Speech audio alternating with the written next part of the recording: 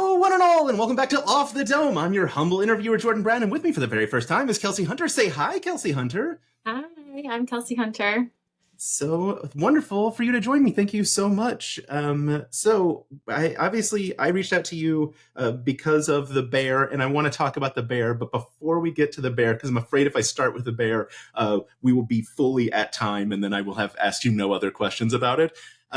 You are the model shop coordinator for Dimension 20, I believe. Yes, model shop coordinator, model shop manager is kind of like a title that we were deciding on. Great. Cool. And you've been with Dimension 20, it looks like, since about 2019, June 2019, serving as a model maker. Yeah, on and off. My first season was with Crown of Candy. And then I did a couple years not working with them. And then I did the holiday special for Misfits and Magic. Yeah, I've seen on your website, you have the beautiful shots of the DM screens of A Crown of Candy and Misfits and Magic. So how did you come to Dimension 20? You know what? I'm not sure. It feels so long ago. It was a whole pandemic ago. So it was there might have been like a friend who I had worked with who had recommended me, and then worked on that season, and then kind of every time it came up again, Rick was like, "Are you available?" And I'm like, "No," and it didn't really work out until this year.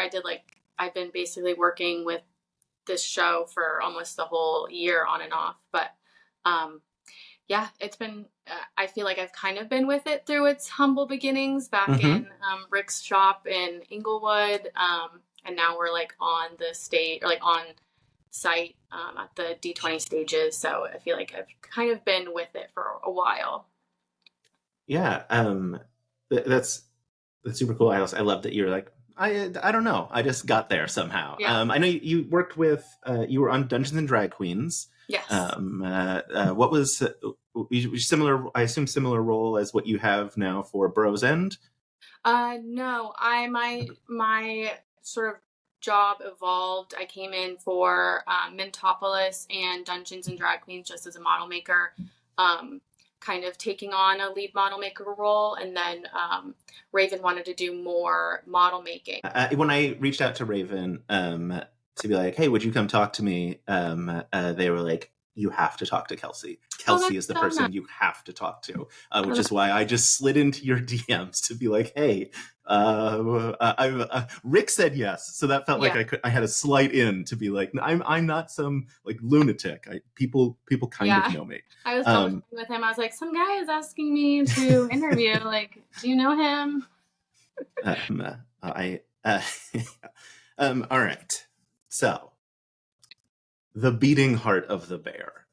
I want to know everything, but how early in production were you at the original Abria Carlos meetings of I want the nastiest battle set that's ever existed?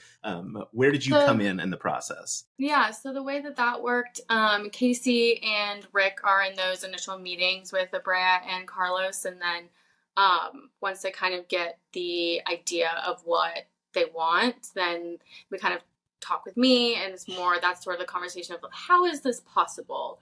And here's this grand idea. What do you think we could do to accomplish this? And so in those meetings, I kind of got a little bit of the bulk of figuring out the bear, how it could actually work, which was really fun.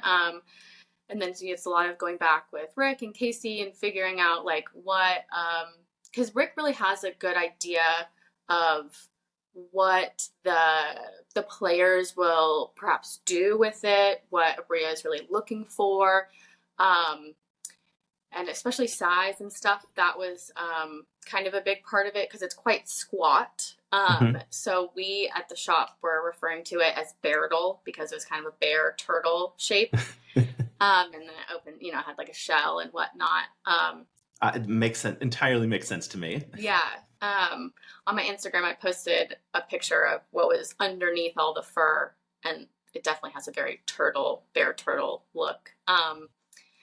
But yeah, so I did some initial sketches so we could like kind of clearly show our fabricators more of what we were looking for. And then the beating heart was one of the things that was called out in the beginning. And one of the things was like, how are we going to do this? Because there's some parameters like, it has to be controlled by a battery. You have to be able to replace the battery. You can't have someone just like pumping. My first idea was like, oh, well, to make it very easy, you could make a sealed silicone sleeve and, use a little tube and like you could like pump air into it to make like a pulsing movement. But, that doesn't work because it has to be completely hands-free. And it took a little while to really figure out how it's going to work. Casey had recommended in some other situation, they'd used a little motor, and all it would do was spin in a circle. It's really just found on Amazon for spinning like a yard ornament out on your porch. But it spins in a circle as or controlled by a remote. And eventually I had found some like Halloween props on Amazon and made molds. Had made a mold of the outside of the heart, and then cast it in silicone. And then made a little sleeve, made a compartment, like a holder that I folded the sleeve over, and I just used furry pipe cleaners that I arranged in a sort of a way that would pulse on the inside of the sleeve of the heart, and it worked really well. It worked incredibly well. Yeah, thank you. I had, excuse me, I had worked previously. I do feel like I'm a little desensitized to all of the gore that was the bear, because in the past I've worked on quite a number of true crime documentary type series where one of my jobs was to create these autopsy scenes. And even then, at the end of filming, they were like, well, we're going through editing, and a lot of what we shot looks really, really realistic, and we're having to cut around more than we did last season, because last season it was a little more like, oh, fake looking. So that's what I bring. I brought, and Rick really knew what the inside of a dead animal looked like. Yeah, that tracks. Oh, well, yeah, he's like the inside of the, the sleeves, not the sleeves, but like the sort of shell of the bear, like, he's like, oh, well, that's not really what the inside of, it needs more white, and like you need the kind of like layers of skin that, and we're like, oh, okay. But it worked out really well. There was, we were just like, I'm really happy of how far we could push it. Yeah, that's super cool that you brought is it how did you murder me? Why did you murder me? One of the other shows that. Yeah, why did you kill me? Why did you kill me? Sorry. That was Winter's murder show, and that was actually, I was talking about it with a friend the other day, and they're like, "Are you okay?" Because these shows, they give you like with that one and the other true crime shows that I've done, they give you the real crime scene photos. And like, can you make this? And you're like, yeah. And you're like looking really detailed. And you're like, okay, well, the blood splatter's like this. And then after a while, you're like, I think I'm upset now. Yeah. What are the long-term effects of this? Yeah. What's super cool though that you were able to bring some of that very real world knowledge to the bear turtle. So, and you said, so if it's this lawn ornament or porch ornament that's like powering that,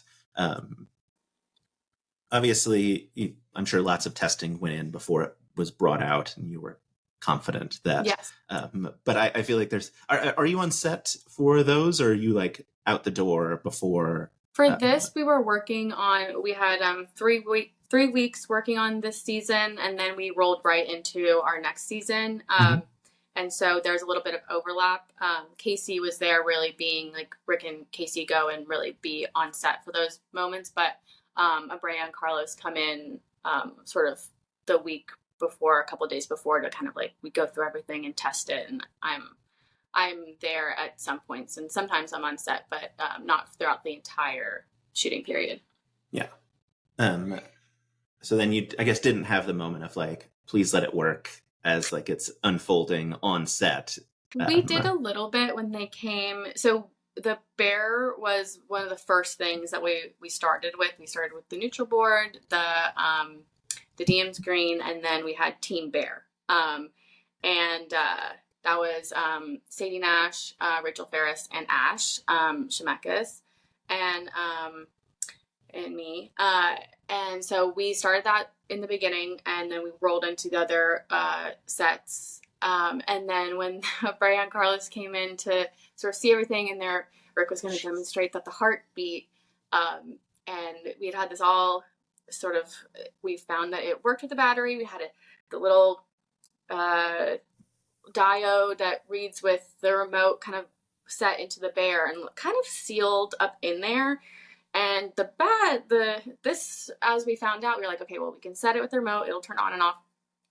After a certain amount of time, the internal mechanism turns off, and it's not communicating with the remote anymore. So I was like, oh, great. We get to show them that this works. And it was like, oh God, like what happened? Did the batteries run out? Like, and then we found out that we can't like go 5 days without the remote reading with the battery pack. So that was a little bit like, I'm panicking. I'm like, I swear it works. Like we've tested this a million times. And those are those things you kind of take on, especially as sort of like the team leader, and like, those are those things that you kind of take on personally. You're like, oh God, it's my fault. I fucked up. But we had to get in there and turn it on, and that was fine. But we did have a couple sort of, those are those things that you just kind of figure out, like we needed to hide the battery pack, but then later when they did the mini shoots, they wanted to replace the batteries, and so they had to kind of excavate the insides of the bear a little bit. But these are the things that we just kind of have to do to make these things work. Yeah.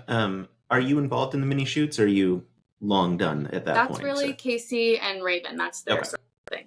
Cool. Yeah, I'm more managing the team when we're building. Yeah. So what was the reaction from Abrea and Carlos on the unveiling? They just absolutely were. I think every single set that we make really just blows everybody away. Because they're just like spinning out ideas and like, oh, wouldn't it be cool if we did this? And we're just like, we will do that. And we do. And I think they're just, absolutely. They were really blown away, very excited. And just seeing the cast reaction, I got word back, like when they were filming, like everyone called you nasty. And I was like, awesome. Yeah. But then just seeing that reaction of the crew or the cast was like, it really makes everything, all of the small challenges, really worth it. Yeah. Did you get to see that? Like, did someone send you an edit beforehand, or were you seeing it like last week with us live? I saw it last week. Yeah. Okay. Yeah. That's of course, they're reporting back. Everyone freaked out, but just seeing it is different. You got to see Erica climb the table for the first time last week. That's super cool. And I do have a point of contention here. Mm-hmm. They didn't call you nasty. They called you Narsty. Yes, you got an additional letter. Only you got an additional letter. I assume then like that. Also, then the adventuring party you saw last week, where that happened. How did that feel to be like so singled out of like a team of people to just be like, but this person really like made the bear? I don't think I really like. I think it was an accumulation of everybody's work that made the heart, I wouldn't take like absolute credit. It felt really good. Like, but I mean, I really was part of, this team, and we worked really well. And it does make a lot of like, kind of pushing, like, okay, Rick said that we have to do this better, and like we have to change that, and it really made all of that worth it. It feels really good to kind of get those kudos, but I do Yeah. think it's really a big team effort. I mean, they listed everyone. It just felt it felt very special that you were called It out did feel individually special. of like of Narsty. Yeah. The additional R to like felt I very mean, fun. and I mean, that is Rick's brain to be like, we're going to make the heart beat. So I just facilitated it. I mean, but brilliantly facilitated. Thank you. Yeah, I know. I mean, as someone who like spends a lot of time in the Dimension 20 community, I mean, it was like Matt Mercer reveal, the drag queens reveal, like in trailers, level of excitement Yeah. when that bear came out. It's Yeah. like the Discord just like exploding and people talking about it. I mean, I assume I know you had seen player react or had heard back of player reaction. Did did you think the fan reaction would be as strong as it was? Yeah, actually, I mean, we we really do think about the cast first, but I've had we this season we brought on some people who had not worked with the D&D like Dimension 20 before, and uh, a lot of what they're really excited about is that we have these fans. Like, people really do care. There is a dialogue. People are talking about it, are interested, care, know who we are. And a lot of these people work in stop motion, and they're not really getting that sort of feedback. So yeah, that's actually, I mean, I love it, because you get to kind of see. I'm a little not surprised. As I said before, I am a little desensitized to the gore. Cause like, it's not like that realistic. Like, it could have been more gooey and wet. So I do hope that those people who think is a little too much stick around, and come back. But yeah, it's really great to see that everyone's freaking out about it. Yeah, I mean, I guess I appreciate that it wasn't more gooey and wet. Because yeah, I don't feel like I often have like a visceral reaction to things that I see. Yeah. But yeah, when the shell opened, Yeah. I pulled back from the television of like, oh my gosh, like, and I know Abria has talked about that. This is. She is in an arms race at Dimension 20. And this feels like it really, really set a new bar. When I saw Brennan's face, it was kind of like oh, really? Kind of like that's what we're doing? Yeah. Kind of like, I think maybe he was disappointed that we hadn't done that for him, but he didn't ask, so. Yeah, I mean, it feels like the next batch of recording, whenever that may be, like Brennan is coming in with like, I want an exploding bear. Did you expect that the bear was going to open? No. Really? I mean, not that wet. No, yeah. I did not. Like when I saw it, I mean, we had. So I say like I'm on TikTok a lot. And Carlos had engaged with one of my videos where I had talked about in the newsletter that it was lots of body horror, lots capitalized. And Carlos said it's next level body horror. And so I had made a video. I was like, what does this mean? And a few people had speculated like a battle inside a carcass, like, because like what could next level body horror be? That I do a little, now that I'm working on the show and been working on it this whole year, and seeing all the reactions for the drag queens and stuff. It is fun to sort of snoop on the subreddits, and people are really good at guessing. Like, when we worked on Mentopolis, someone had been like, oh, I feel like they would do a great Osmosis Jones set and like film noir. I'm like, is this person? Should I like be worried that we have a mole? Yeah, do we need to confiscate cell phones from like the crew? What's happening? That's very funny. Yeah, I feel like everyone guesses everything. Yeah. And so it's like that, like 1,000 monkeys at 1,000 typewriters thing. Like, somebody got it right. Yes. But still, like, so I had that thought of like inside a carcass, like someone like said that, and it's like that feels reasonable Yeah. for Dimension 20. But certainly, like, I think we all were thinking, like the map itself is a carcass. Right. Like they've come across like a decaying animal, not Yeah. they're There inside are a living bear. Yeah, there are ways that it could have been done where it's like, yeah, part of the terrain Yeah. where it's a There's like little, a rib cage is like sticking up yeah, out of the ground or yeah. whatever. But I Which feel like we kind of done that, we're yeah, past like that. yes, yeah, that feels like a crown of candy. Like we've done, Exactly. yeah, that's food in the ground. No, I guess Mhm. that's not food, but Food for yeah. stuff, maybe, and chipmunks. Yeah, the very true. Yeah, when I saw the holes, I thought there was a moment where I was like, they're going inside, right? Mm. Are they going to go inside? I certainly did not expect the shell. Because we're And like, we've all seen it. We actually last weekend, we all got together for a watch party, which was really fun. And we're like, some of the crew hadn't seen it at all. And we're like, oh, you can see those seams. And we're always ragging on ourselves, like, oh, like that could have been better or whatever. And them at like the cast not expecting it to open was like nice. yeah, they were, because if you can see them on TV, they're sitting next to them and they weren't looking at those seams. Like Erica freaked out just when they saw the bear on the map, like let alone when it. Yeah. Yeah, one of the things I really love is that you and other people have started sharing a lot more of those like behind the scenes kind of like, here's us. Yeah. Like, Casey, I don't remember if it was Casey or Raven shared the like that shot of like the bear opening that like so that we had like the swooping in shot, shared it on I think Instagram. I that was they'd done that obviously on the show, and then I had reposted that, but Ash did a really good behind the scenes of the liver that they made.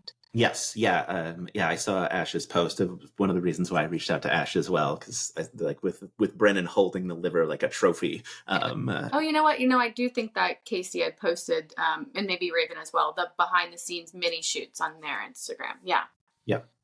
But yeah, I mean, I think I know people really appreciate when y'all post stuff like that. Yeah. Because it is like. I mean, I know you've worked on stuff like The Mandalorian and Aquaman and like things that have like big fan bases and big communities. And I was curious, like, how does like a community like Dimension 20 feel in comparison to like a Star Wars or the DC universe? I mean, it feels way more personal because people like know Rick Perry, and they hold him at such like a high regard. Like, I think there's a lot, like people feel very close to the cast. And so they feel close to the art that's being made for it. And I think that the level, like obviously our level of execution is kind of like a little higher than what most people might be able to do in the same amount of time. But there is like with D&D, like the idea is that you could be making this, like this is your game. That's the whole point. Like, so I think people feel like, they're really involved because they could do this for their own campaign. It's not like obviously we have a lot of really skilled people, but anyone can make their own set for their own campaign. And I think that's what draws people in. And now we know what motor to buy to make a beating heart. Yeah. All it takes is, I mean, I can go into like what we did to get like our bear if you want. Yes, absolutely. Yes. I know Casey posted that they had called around to stuffed animal companies asking for a teddy bear skin. Oh my gosh, what a horrifying sentence. Because they're in New York, that's where their warehouse was or something. So we're kind of, because it ultimately the bear skin, I did all this research trying to figure out like, oh, can we buy a stuffed animal and blah blah, wasn't big enough or was so the Hansa company makes these really realistic stuffed animals, and this was a child's seat, like an animal chair you could sit on it. It came with a skeleton, like a really nice heavy duty welded metal bear skeleton inside, like an armature. And then Sadie just ripped it apart. We used that, cut it down, and I had gotten some taxidermy bear forms from, hunting websites, and found teeth and tongues and talons. We ended up not using the tongue, I don't think. Maybe we did, but it might have been in his mouth. I don't know if they did it a little close up, but because sometimes we do details that the cast doesn't like pick up on or like decide. Yeah, like they went through the eyeball instead of through the mouth. So yeah, exactly. So we always kind of have to be prepared for little switcheroos, or we just don't know what they're really gonna do. But and then we cut up that bear and painted it and made it mean. But our Sadie, actually, we kept the skeleton for a long time. We had been in one shop for a little bit of the time, and moved back over to our shop at the dropout stages. And we carried around the skeleton for a long time. It's kind of our little mascot in the corner. And then when we wrapped up, Sadie ended up taking it home and turned it into an art project. So Beardle lives on. Amazing. Yeah. I mean, the devil works hard, but Dimension 20 works harder, right? Like that is almost too hard. We like keep pushing it higher and higher. It's like, at what point are we gonna not? I don't know. We're always gonna exceed expectations, but I think we almost do it a little too good. Yeah, I know Abria has said, like, I just ask them for things and they haven't said no yet, basically. So I mean, I'm sure there is someday. I know I've heard an interview with Casey where they were talking about Rick asking for the 6 buttholes on the mini in Shriek Week, or was it Coffin? It was Coffin Run, I think. Okay. And Casey was like, we can't do this. And Rick was like, no, we can make this. Because I think it was like a 1-line throwaway from either Zach or Carlos in like the middle of the season. But yeah, it feels very.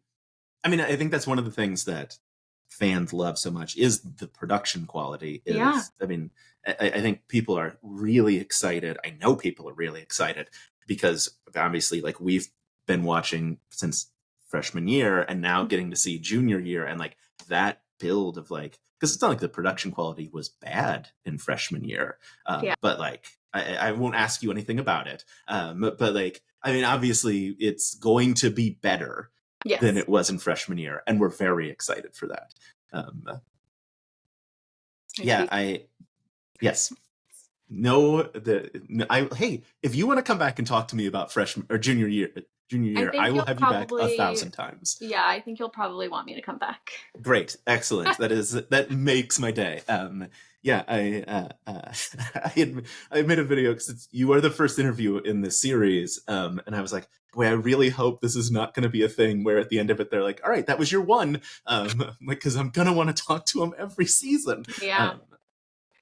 I as someone who has like really fallen in love with his content, I think that is one of the things that like it gets really exciting every week. I mean, even in a week like this past week where there wasn't a battle map, like it's still that, this past week was the reveal that the cement structure that they are moving towards next week is like dead center of the DM screen. Like there is a structure there. And so like it feels everything feels rewarding. And I know you all work incredibly hard at that, and so I just, as a fan, thank you. That's been a little bit because I wanted to do a sort of call out for the DM screen and the neutral board because Raven and Jesse worked like very hard on those in addition to other people on the team. But then, like, as I was looking at it, there's really know, like, it's there on when they're filming and you see it, but there's ways that they sort of distract you from seeing what's really there. Or they're like not really focused super hard on this. And like as the cast goes into the story, they see more, the viewers see more. So I I'm holding off until we finish because I don't want to accidentally give anything Yeah. away. Yeah. I mean, well, like, I mean, in the preview for next week, the doors are open and there's blue light coming out of the Ooh. closed green doors. And I was like, oh, it's I think the first time the DM screen changes in a season, Yeah. like Yeah. has an interactive element to it and looks like blue all over. But I won't ask you about it. Yeah, I mean, I know I have seen people online like doing deep dives of like the language in the opening credits. Is that Polish? And like, is Mm-hmm. this like set and like what is that structure? What is and I'm like, oh boy, like it becomes like a very like a beautiful mind style. Like someone has a murder board of like connections that they're Yeah. trying to piece together. Harley Day with all of it. Yes, absolutely, yeah. Yeah, that's probably yes, because most of them aren't right. But occasionally you get someone who's like Osmosis Jones film noir, and you're like, how? How did you Yeah. do it? Oh, that's incredible. I yeah, so one last thing. I don't want to keep you Oh, um, and I feel like you have given so much incredible information already. Looking back on your time, I know you said you started at Crown of Candy. What is sort of the highlights outside of the bear that we have seen already as viewers okay. for you? Well, a lot of what I feel like a lot of the, you're making things and it's rewarding. You're like, cool. But really being part of the team is what I think everyone has found really rewarding, especially this last push that we did. Because we worked together for like 4 to 5 months. We all became incredibly close. We have such a good rapport in the shop. Like everyone's just so pleasant to Like work with. Raven is moving to like live near Rick Perry. I feel like Rick is collecting mini makers to like make an army of them. Yeah. Well, I think it's mainly the draw of Lopez Island in general that is like, makes Raven want to be there. And then also like, oh, I got to also Yeah. work with Rick Perry. That's also a benefit. I've heard so much about this island.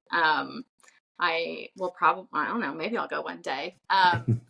I don't know if I really want to live in a tent, but that's something else. Um, we just have like a really great group of people this last, when we finished this round. Rick was like, this is such an amazing team, and I was a big part of gathering these people to work on it, and so that was just really rewarding to know that you're part of something that's kind of like set expectations even higher. I really do think that what we have coming up, or what we've done for Burrow's End, and like what we have coming up, is really just gonna blow people away. We had amazing people work on this, and it really shows. Yeah, I know. I mean, every time I've heard Rick do an interview and someone's like, "What's your favorite thing?" He's like, "I can't tell you because it's coming up." It's like 3 or 4 times I've heard him ask that question, and every time he's like, "It's the next thing we're working on is my Yeah, favorite thing." he's very like, he doesn't really seem to like to remember all of the what he's done in the past. He's very focused on what's happening in the future, and yeah, but it honestly just keeps getting better and better. I really did.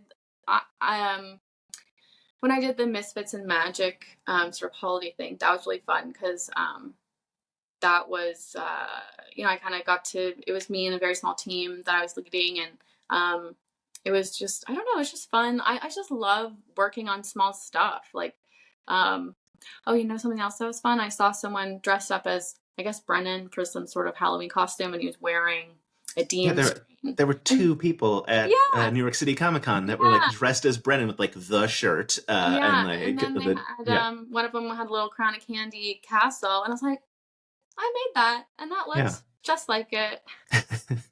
I mean, it's got to feel incredible, right? Of like, here's a thing that I made that has Yeah, like so ingrained into someone that they're like, I can put this in front of me, and yeah, other people are going to be excited to see that. Like, yeah, that's the Brennan costume. yeah. But also like him recreating those sets, like kind of, I mean, it does go to show like that really, if you put the time into it and buy the same kits that we're kit bashing, anybody can make these things for their own enjoyment. Making models is so fun. Yeah, I mean, well, obviously you have an incredible talent for it. Oh, thank you. So like it makes sense that you would be like, oh, this is fun, because you're also incredibly great at it.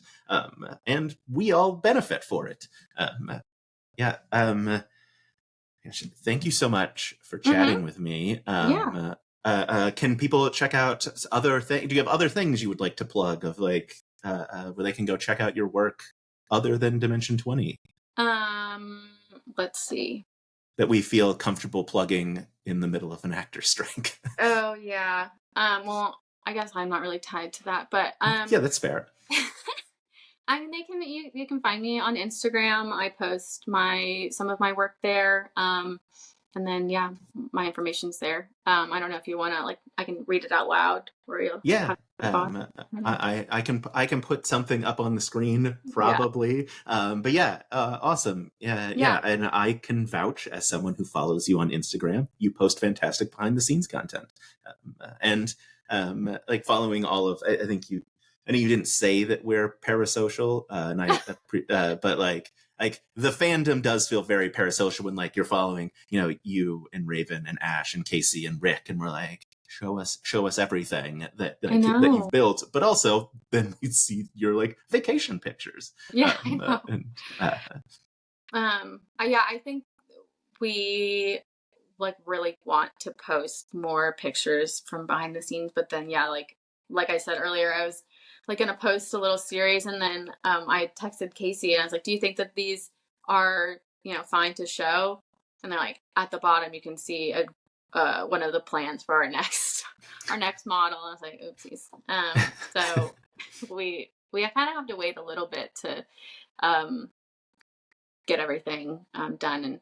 But yeah, I guess that's kind of part of it is I don't know if we're sort of not ruining the magic, but you kind of like draw the curtain and see that it's just a bunch of people like making stuff, and the room is a disaster, and we're just like working really hard, and I think people really like it. I think that's absolutely part of the magic. I can tell you 100% certainty. People really like it. People were very excited when I started posting like, hey, I'm going to get these interviews going. People were like, you have to ask them about like all of the things that they make. Like people love the behind the scenes stuff. I mean, I think it's why there's now a like Dropout behind the scenes TikTok account. Yeah, I really hope that they do more. And something that not that I'm always disappointed with, but I think that you should try and interview Shane. Because he does all the minis. And I had not really, I'd worked on this show for a long time, but I hadn't really watched any of it. I'll see some things on Instagram and kind of get my fix. But then working this year, I was like, okay, I'm going to Dungeons and Drag Queens was the first season that I watched all the way through. And I think it was great for me. Like I've played D&D like once or twice, but that was really great because it was sort of intro to how they play it. They're learning, I'm learning. And I was a little disappointed that there's all these illustrations of their characters. I'm like, what about these minis that Shane's been working on? Like, hello. Wait till episode 4 for those. I know. I was like, what? So I hope, I think, I obviously we're working on these minis, so I feel like they're such a big part of it. And then sometimes I feel like they don't get shown as much as I would want them to. So I think that I know people want to see more of them. And I think that if they can't include it in the 2-hour-long episode, because these people are talking so much. Stop talking, Brennan. Yeah, we want to see the minis. CM screen. Yeah. Then I think that they should make separate content just for these minis. I think it would be really cool. I agree. I'll pitch you on my season of Dimension 20 that I want, which is Rick Perry DMing and then all of you playing Yeah, but like we're just you and describing what we did to make them. but no, you're live building like Yeah. your sets as like you Yeah. have to live build your battle set. I don't know how that works, but it seems like it would be fun. We could do it at like a really fast-paced Mhm. GoPro footage. Yeah.